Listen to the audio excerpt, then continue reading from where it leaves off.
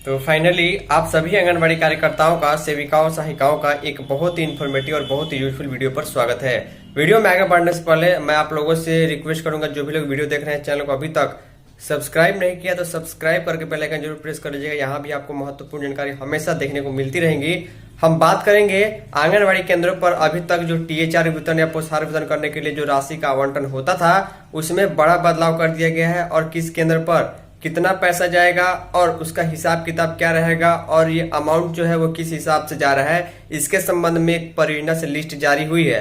हालांकि यहाँ पर मैं किसी भी आंगनबाड़ी केंद्र, किसी भी परियोजना का नाम नहीं लूंगा प्राइवेसी इशू के चलते, लेकिन आपको जान करके हैरानी होगी कि अब जो आप पोषण ट्रैकर ऐप में जिस हिसाब से लाभार्थी को रजिस्टर करेंगे या फिर उनके आधार के साथ अपना जो भी लाभार्थी को ऐड करके रखेंगे, काम सही तरीके से करेंगे, उस हिसाब से ही पोषाहार का पैसा आएगा। इस हिसाब से देखें तो कहीं पर 8,000, कहीं पर 10,000, कहीं पर 15,000 पोषाहार का पैसा जो है आने वाला है। अब एक भी लाभार्थी इधर उधर आप नहीं कर सकते, पूरा जोड़ करके पैसा मिलेगा। चलिए पोषण ट्रैकर वाले इस पोषाहार लिस्ट को मैं दिखाया, तो आपको वीडियो पसंद आएगी, वीडियो को लाइक जरूर कर दीजिएगा। तो ध्यान दीजिएगा, बहुत ही महत्वपूर्ण जानकारी आपको इस वीडियो में देखने को मिल रही है। मैंने आपको पिछले कई महीनों से बता रखा है कि आपके पोषण ट्रैकर ऐप में जिस कैटेगरी में जिस हिसाब से जितने रजिस्टर्ड लाभार्थी रहेंगे उस हिसाब से पैसा दिया जाएगा, लेकिन विभाग इसमें डिले कर रहा था और अभी तक सभी आंगनबाड़ी केंद्र को सामान्य रूप से एक परियोजना में एक ही हिसाब से जो है वो पोषाहार का पैसा मिलता था।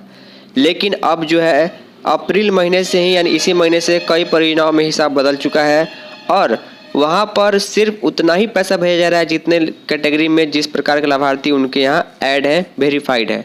यहाँ पर देखिए एक सीडीपी ऑफिस से ये लिस्ट जारी किया गया है और लिस्ट किस चीज़ का है? List of anganwadi centres daily पोषाहार, यानी डेली पोषाहार विदाउट राइस और टीएचआर विथ राइस। यानी डेली पोषाहार मतलब जो बच्चों के लिए जो एचसीएम दिया जाता है 3 से 6 वर्ष के बच्चों के लिए, उनके लिए जो हिसाब है बिना चावल के, और जो टीएचआर वितरण किया था वो चावल के हिसाब के साथ कितना खर्चा किस केंद्र पर और कितना पोषाहार दिया जा रहा है, इसके संबंध में डिटेल जानकारी है।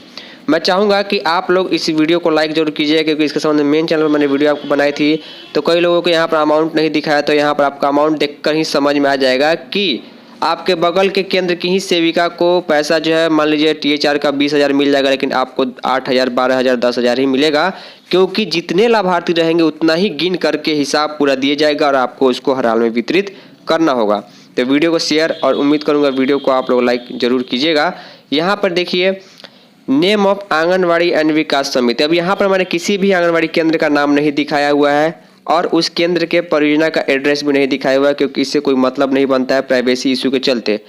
पहला जो यहाँ पर लिस्ट है वो कैटेगरी है वो PW+LM, यानी कि PW का मतलब प्रेग्नेंट वुमेन, यानी कि गर्भवती महिला, और प्लस धात्री महिलाओं के लिए जो है ये पैसा जारी किया गया है। यानी कि आप देख पा रहे हैं, थोड़ा मैं जूम कर देता हूँ, आप क्लियरली देख पा रहे हैं कि किसी केंद्र में गर्भवती धात्री मिलाकर 11 महिला है, किसी केंद्र में 20 महिला है, उसका भी पैसा दिया गया है। किसी केंद्र पर जो है गर्भवती धात्री है ही नहीं, 0 है, तो उसके लिए 0 अमाउंट टोटल दिया गया है। जहां पर 11 गर्भवती महिला या धात्री महिला मिला करके है तो एक के लिए 270 रुपये 77 पैसे का हिसाब है, तो टोटल इतना पैसा सिर्फ इनके लिए आया। कहीं पर 20 से जो है गर्भवती धात्री महिला मिलाकर रजिस्टर है तो उनके लिए 4,500 रुपये सिर्फ इसी के लिए आया। कहीं पर 0 है तो उनके लिए पैसा नहीं दिया जाएगा, यानी जिस टाइप के लाभार्थी रहेंगे जितना खर्चा उसी हिसाब से दिया जाएगा।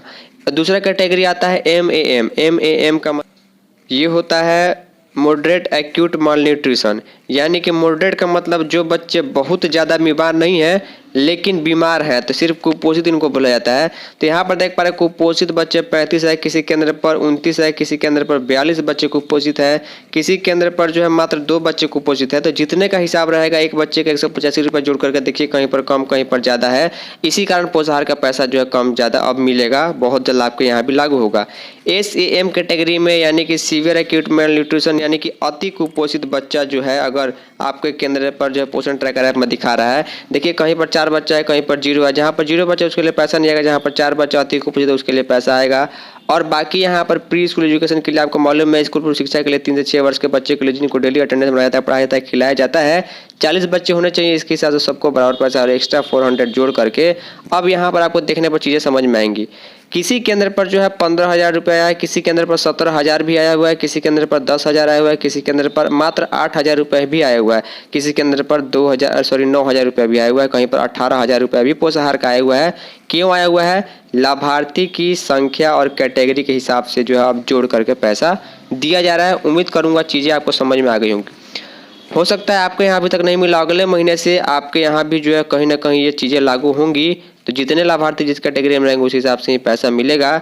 इसीलिए अगर आपने लाभार्थी का कैटेगरी में लाभार्थी कम वेरीफाइड कर रखा है तो ज़्यादा से ज़्यादा वेरीफाई कीजिएगा। जिनको पोषाहार देती है उनको डिटेल लेकर सबमिट कीजिए ताकि उतना पैसा आपको दिया जा सके। नहीं तो बाद में लाभार्थी से सेविका का झगड़ा जरूर होगा, क्योंकि लाभार्थी कहेंगे कि अब आप लोग हमें पोषाहार क्यों नहीं देती है। तो उनका डिटेल आप वेरीफाइड रख लीजिए। उम्मीद करूँगा चीज़ें आपको समझ में आ गई होंगी। इस वीडियो में इतना ही, तब तक के लिए धन्यवाद।